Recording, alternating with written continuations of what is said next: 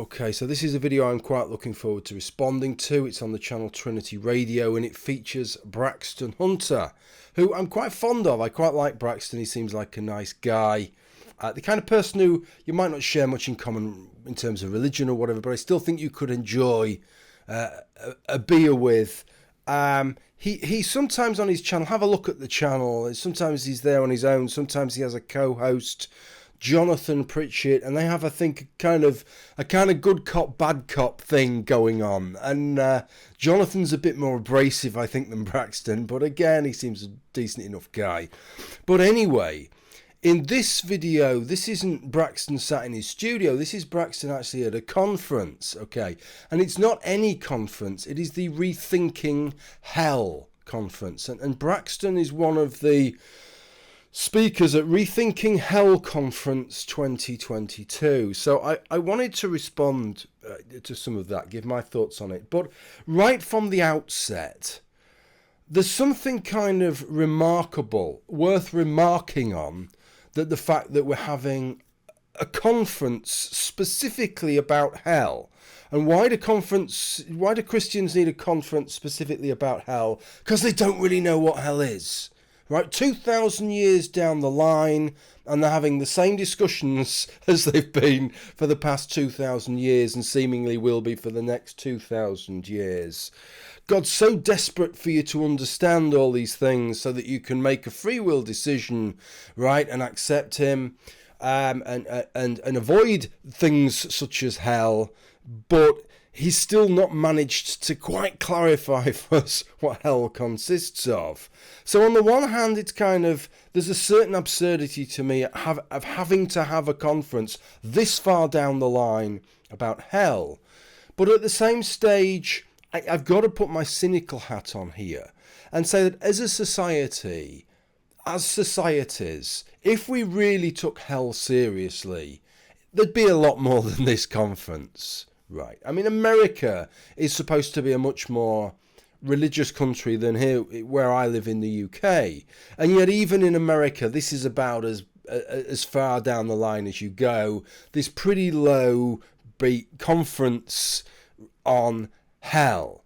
And the reason I say low beat is if you compare it to, for example, the amount of money that you spend on space and space research and going into space and examining and trying to discover things about space. Billions, tens of billions of pounds are funded into that every single year to try and find out about those things. Why? Because we genuinely believe that space exists, and so we want to find out what we can about it. That is the nature of the beast, isn't it? That's the nature of the human experience. And the same thing, if you look at COVID, that presented a bit of a risk to us. A few in every 100,000 people could die. And so we flooded that with money. Hundreds of billions of pounds researching vaccines, trying to solve the problem of COVID. If hell is real, right, then it's off the scale, right?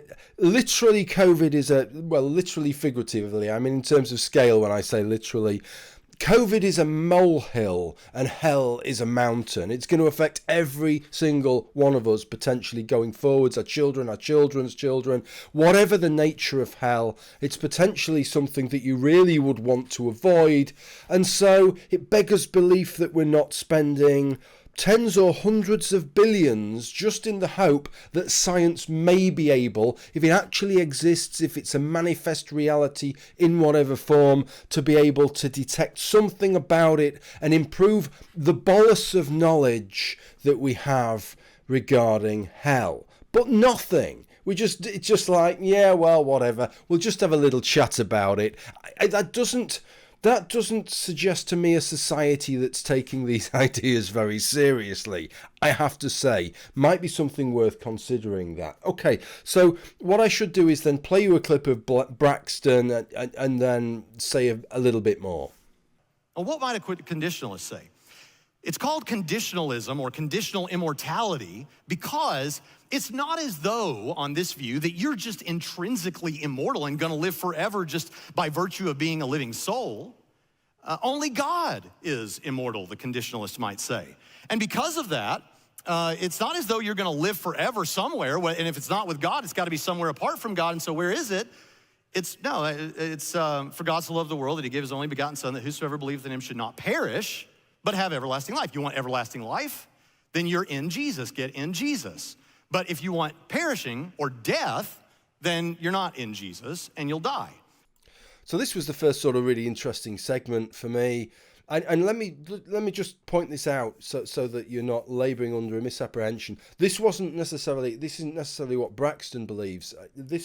Braxton had already laid out the fire and brimstone brigade and what they have to say, with the lakes of fire and eternal torment and the sort of Hieronymus Bosch style little men with pointy sticks poking it up your bottom and all that kind of stuff. He'd laid all that lot out, and then he was moving on to these conditionalists.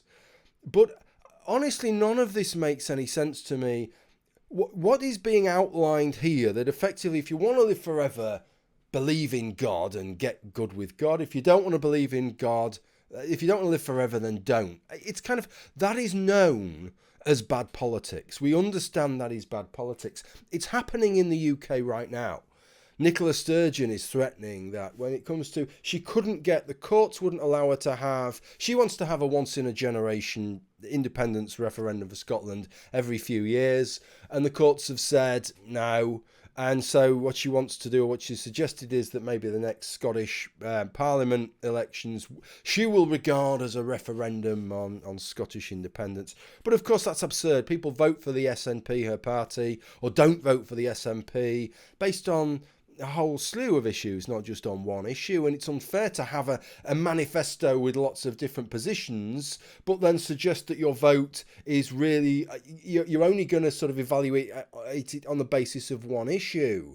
I'm quite lucky with regard to this hell then, because I've evaluated the evidence of whether I think God exists, and it's a negative for me.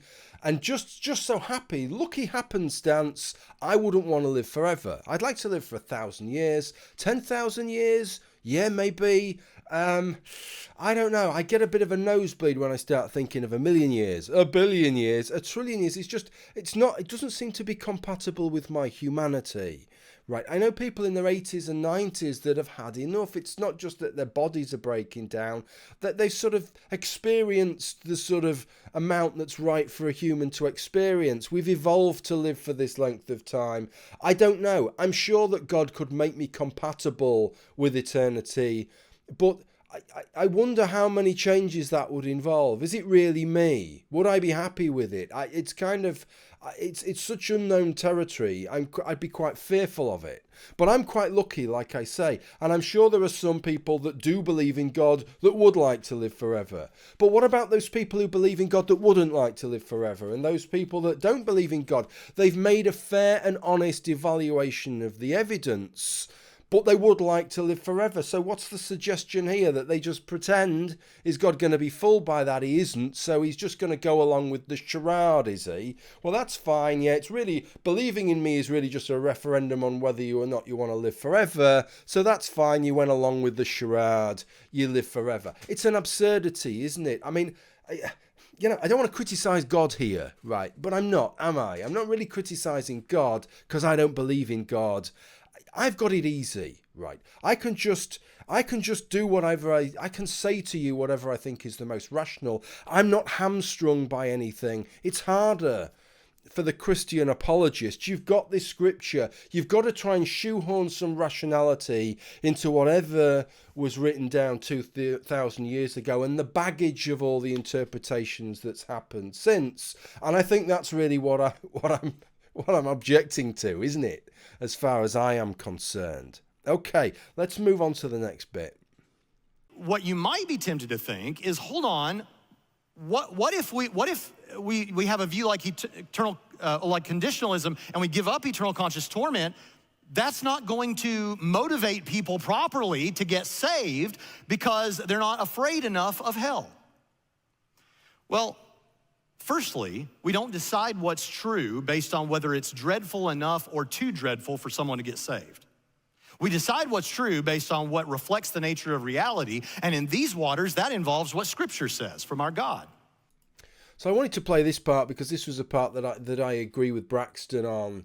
That absolutely you should, I'm not a religious person, but it doesn't just apply to religion, it applies to anything else. You should base your beliefs on what conforms to the evidence that you see it in whatever form that evidence is. If you regard scripture as evidence, then that's going to obviously form a part of it, and not based on just simply what's convenient or what helps you to. Sounds like the most crooked politician, doesn't it? The kind of politician that bases their beliefs based on what's going to get them into office. You kind of think, well, what's the point getting into office if it's just to invoke a series of policies that you don't believe in anyway?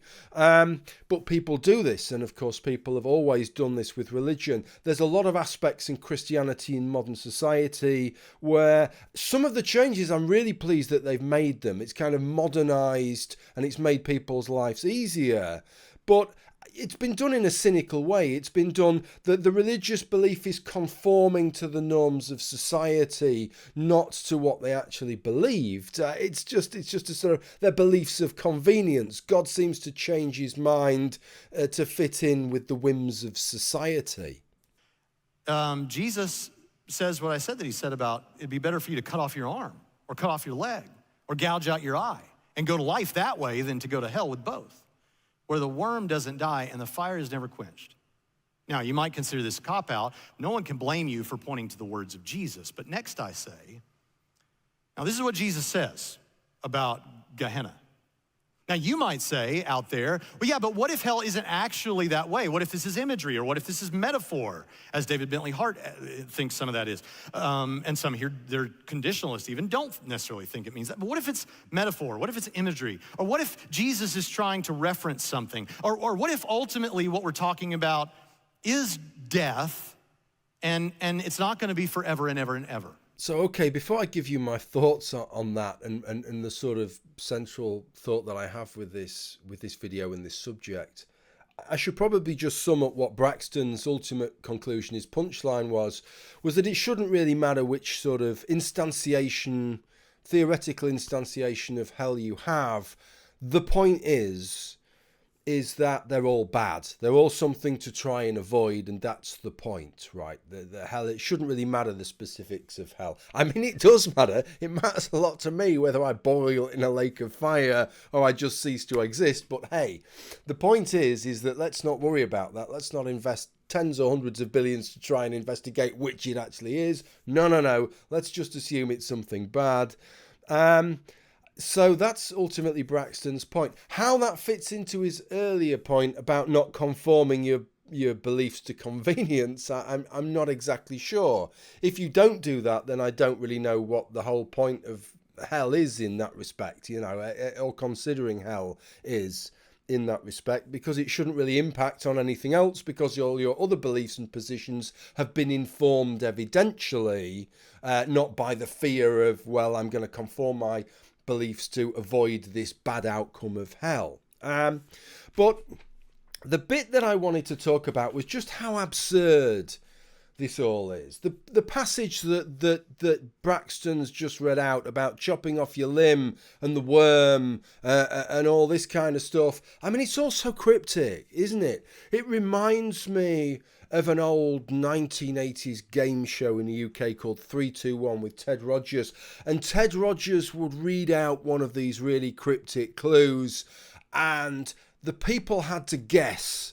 Right, there would be an array of prizes through the top prize down to dusty bin, which is you got a new plastic dustbin, and you had to work out from the clue, right, which one it was. And the interpretations, when he read out like how you were supposed to solve the riddle of the clue, it was often absolutely absurd and arbitrary. It could have gone either way.